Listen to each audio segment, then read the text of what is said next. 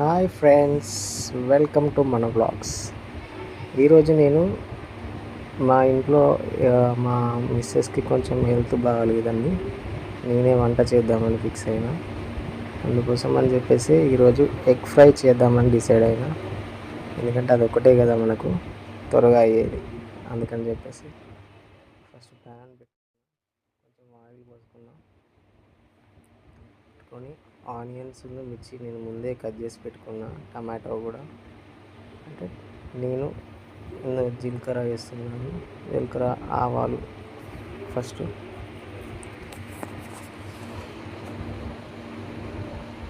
అవి రెండు వేసిన అవి కొంచెం ఫ్రై అయ్యేదాకా వేయించుకోవాలి. ఆ తర్వాత మిర్చి వేసుకోండి.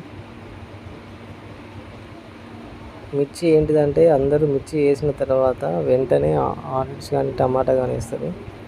బట్ నేను అలా కాదు. నేను మిర్చిని కొంచెం డీప్ ఫ్రై అయ్యేదాకా వేయించుకుంటాను అన్నట్టు. ఎందుకు అంటే అలా ఫ్రై అయితే ఈజీగా మిర్చి కూడా తినొచ్చు కర్రీలో. కొంతమంది మిర్చి ఏరి బయట పడేస్తారు కదా, తినేటప్పుడు కారం అవుతుంది అని చెప్పేసి. సో నేను అలా కాకుండా దాన్ని డీప్ ఫ్రై చేసుకుంటా. ఎందుకంటే అది కూడా బాగుంటుంది తింటే మనకు. అలా కొంచెం కలుపుతూ ఉండాలి. ఆ తర్వాత నేను ముందే కట్ చేసి పెట్టుకున్న ఆనియన్స్ వేసుకోవాలి. ఆనియన్స్ కూడా కొంచెం ఫ్రై అయ్యేదాకా మనం కలుపుతూ ఉండాలి.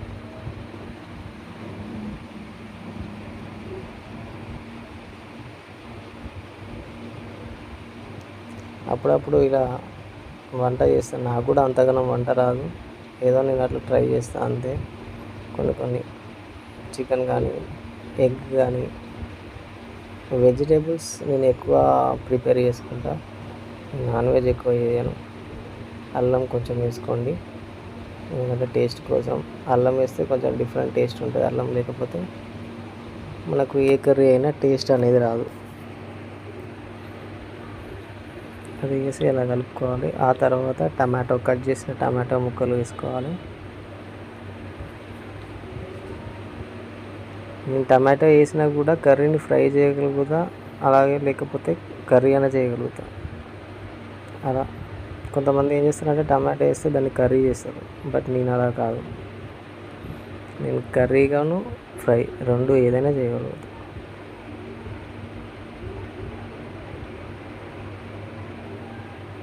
సో అలా కొద్దిసేపు కలుపుతూ ఉండాలి. ఆ తర్వాత చిటికెడు పసుపు వేయాలి. మళ్ళీ కాసేపు కలుపుతూ ఉండాలి.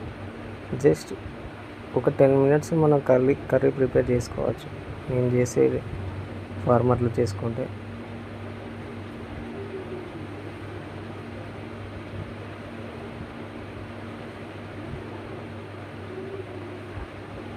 లో ఫ్లేమ్లో పెట్టుకోవాలి, కలుపుతూ ఉండాలి. మరీ ఎక్కువ ఫ్లేమ్ పెడితే అన్నీ మాడిపోతాయి. ఎందుకంటే మిర్చి ఆల్రెడీ మనం ఫ్రై చేసాం కాబట్టి, మిర్చి అయినా ఆనియన్స్ అయినా బాగా బ్లాక్ ఫ్రై అయిపోతాయి అన్నట్టు.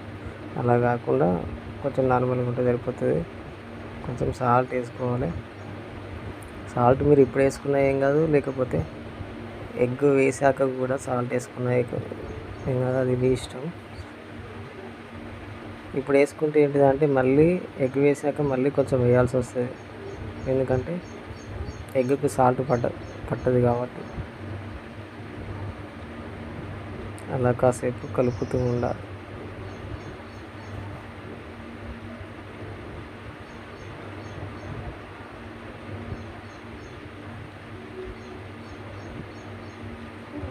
నేను కర్రీ చేస్తే మా మిస్సెస్కి అయితే ఫుల్ రెస్ట్ దొరికినట్టు ఫీల్ అవుతుంది. ఇక నేను చేస్తుంటే చూస్తూ ఉంటుంది. ఆ తర్వాత మనం ఎగ్ అనేది వేసుకోవాలి. 3 ఎగ్స్కి సరిపడా నేను చేసుకుంటాను, ఎందుకంటే ఇద్దరేమో ఉన్నాం కాబట్టి.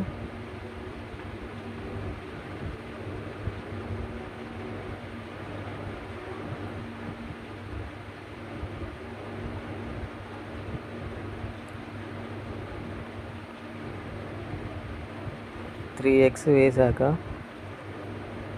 మనం ఏం చేయాలంటే అది అలానే ఒక 1 మినిట్ 1 to 2 మినిట్స్ అలానే ఉంచాలి, కలపకూడదు. ఎందుకు అంటే కలిపితే ఏమవుతుంది అంటే అది మనం కలిపే స్పూన్కి కానీ లేకపోతే ప్యాన్కి కానీ అది అతుక్కుంటుంది. అట్లా కాకుండా ఒక 5 మినిట్స్ ఉంచి మనము ఇట్లా కలుపుకొని చిన్న చిన్నగా తీసుకోవాలన్నమాట.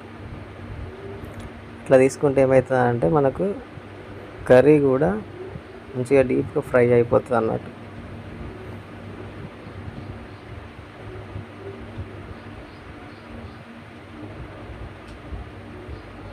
నేను ఎప్పుడైనా కానీ కొంచెం స్పైసీగానే తింటాను.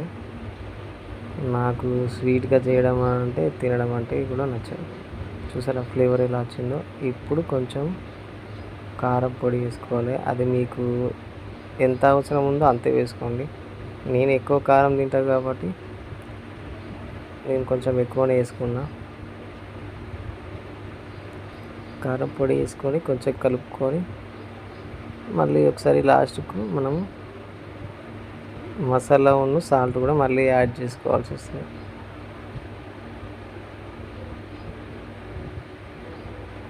చూసారా ఫ్లేవర్ ఎలా వచ్చిందో, ఎగ్ బుర్జీ లెక్క. మనకు ఇట్లా వేస్తే మినిమం ఒక 8 to 10 మినిట్స్లో మన కర్రీ రెడీ అయిపోతుంది. ఎంత మంచిగా వచ్చిందో చూడ ఫ్లేవర్. ఆ తర్వాత కొంచెం మసాలా వేసుకోండి. మసాలా ఫ్లేవర్ లేనిది మనకు కర్రీ అనేది కొంచెం స్మెల్ రాకుండా ఉంటుంది అన్నట్టు. ఎగ్ అంటే ఇక మనకు నాన్ వెజ్ లెక్కనే కాబట్టి అది కొంచెం స్మెల్ వస్తుంది, నీసు వాసన వస్తుంది. మనం మసాలా అల్లం వేసుకున్నామంటే ఆ స్మెల్ రాకుండా అవాయిడ్ చేస్తుంది, టేస్ట్ కూడా చాలా బాగుంటుంది. అలా కాసేపు మనం కలుపుతూ ఉండాలి.